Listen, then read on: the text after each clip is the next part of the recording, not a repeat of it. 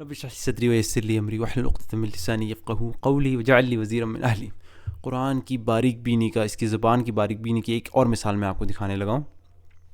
یہ سورہ انبیاء ہے، بلکہ آپ کو سورہ سجدہ سے پہلے دکھاتے ہیں۔ یہ سورہ سجدہ ہے، سورہ نمبر 32 آیت نمبر 24۔ اللہ سبحانہ وتعالیٰ فرماتے ہیں اعوذ باللہ من الشیطان الرجیم وجعلنا منہم ائمۃ، ہم نے ان میں سے ان کے اندر پیشوا پیدا کیا، ان کے اندر ہم نے پیشوا پیدا کیا، وجعلنا پیدا کیا ہم نے ان کے اندر، ان میں سے پیشوا۔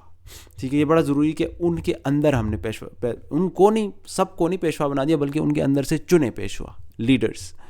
جبکہ سورہ انبیاء میں ایسے ہی الفاظ آتے ہیں، سورہ انبیاء سورہ نمبر 21 آیت نمبر 73 وجعلناہم ائمۃ، ہم نے انہی کو پیشوا بنا دیا، ان میں سے نہیں چنے۔ اللہ نے کہا ہم نے ان کو امام بنا دیا، ان کو لیڈر بنا دیا، ان میں سے نہیں چنے۔ کیوں اللہ نے ایسا کیوں کہا کہ ایک جگہ کہا کہ ہم نے ان میں سے لیڈر چنے اور دوسری جگہ کہا ہم نے انہی کو لیڈر بنا دیا؟ کیوں؟ غور کریں سورہ سجدہ، جہاں پہ اللہ سبحانہ تعالیٰ نے فرمایا ہم نے ان میں سے کچھ پیشوا اور کچھ لیڈرز چنے، اس سے پچھلی آیت کا کانٹیکسٹ کیا ہے؟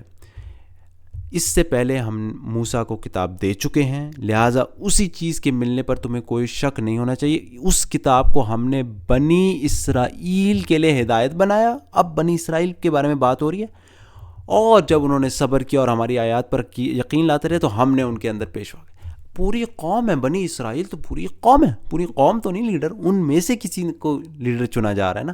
تو اب پوری ظاہری بات ہے پوری قوم تو لیڈر نہیں بن رہی، کسی کو ان میں سے لیڈر چنا جا رہا ہے۔ زیادہ مناسب تھا کہ کہا جاتا ان میں سے ہم نے پیشوا بنائے۔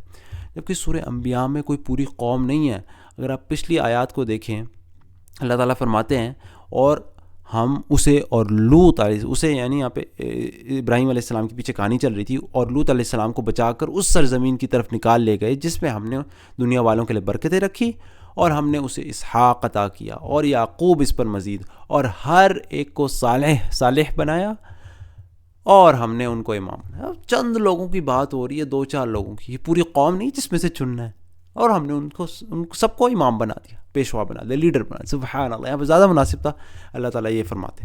اور دوسری چھوٹی سی بات یہ بھی ہے، یہاں پہ منہم کہنا زیادہ مناسب تھا کیونکہ یہاں پہ اللہ نے شرط لگائی، اور جب انہوں نے صبر کیا، اور جب انہوں نے ہماری آیات پر یقین لاتے، اور جب انہوں نے صبر کیا اور ہماری آیات پر یقین لاتے رہے، تو ان کے اندر ہم نے پیشوا پیدا کیے۔ گویا کہ جو لوگ، جن لوگوں کے اندر یہ صفات ہو، یا ہو سکتا ہے قوم کی بات ہو رہی ہے، یہ اسپیسیفک شرطیں لگائی جا رہی ہیں، ٹھیک ہے۔ جبکہ یہاں پہ کوئی شرط نہیں، یہاں پہ تو اللہ تعالیٰ نے کہہ دیا ہم نے سبھی کو اور ہر ایک کو صالح بنایا، کوئی شرط نہیں۔ سبحان اللہ۔ تو کتنی خوبصورت بات ہے کہ جب اللہ تعالیٰ نے پوری قوم کی بات کی تو اللہ تعالیٰ نے کہا ہم نے ان میں سے وجعلنا منہم ائمۃ، ان کے اندر پیشوا پیدا کی، پوری قوم میں سے کسی کو لیڈر بنایا۔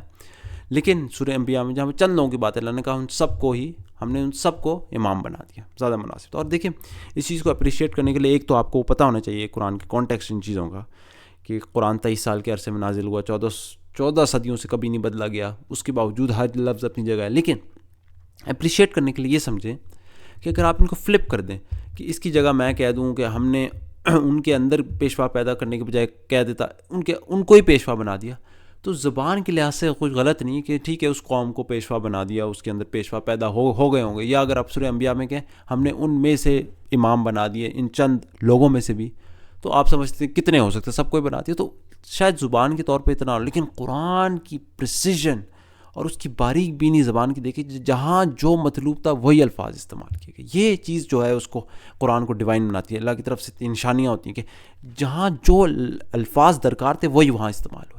جہاں اللہ نے کہا پوری قوم تھی، وہاں پہ اللہ تعالیٰ نے زیادہ مناسب تھا کہا ہم نے ان کے اندر ان میں سے پیشوا پیدا کیا، جہاں چند لوگ تھے ان کا ان سب کو امام بنا دیا۔ سبحان اللہ، ہر لفظ اپنی جگہ چن کے رکھا گیا، اور یہ چیز قرآن کو دلائل دیتی ہے کہ اللہ سبحانہ وتعالیٰ کی طرف سے ایک کلام ہے۔ قرآن کے اندرونی یہ شہادتیں، یعنی کہ باہر سے کوئی علم نہیں لے کے آ رہا، قرآن کی اپنی زبان سے یہ چیزیں ثابت ہو رہی ہیں۔ تو اللہ تعالیٰ ہمیں یقین کی حد تک ایمان دے کہ یہ قرآن صرف اور صرف اللہ سبحانہ وتعالیٰ کی کتاب ہو سکتی ہے، کسی انسان کی لکھی ہوئی نہیں ہو سکتی۔ سبحانک اللہم و بحمدک، اشہد ان لا الہ الا انت، استغفرک و اتوب الیک۔